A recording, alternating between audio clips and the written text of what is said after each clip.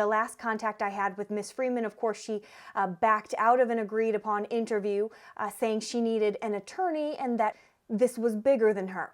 A lot of you are asking, well, have they been questioned? Have they been subpoenaed?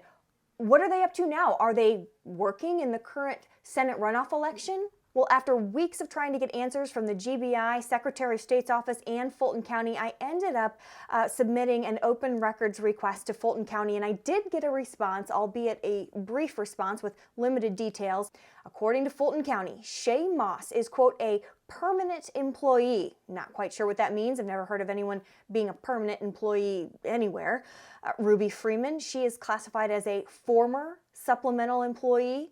Ralph Jones Sr. is also classified as a permanent employee, and Lawrence Sloan, the guy who is said to have been kind of suspiciously passing an object that looked like a USB flash drive with Miss Moss, he is also classified as a former worker.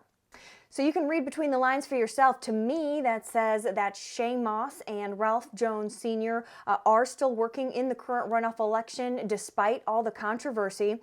Most media outlets, of course, have moved on from reporting on this video. They are pretty much just taking the Secretary of State's office word for it, that again, everything's just fine there, nothing's out of the ordinary in that video, even though, again, to their own admission, they do have an open, active investigation into why the monitors left that night. Lastly, if Shaye Moss and Ralph Jones Sr. are still currently being allowed to work in the Senate runoff election, despite being at the center of an ongoing investigation, it seems Fulton County may have some explaining to do, because other election workers like Susie Voiles were fired after simply coming forward with personal concerns of fraud.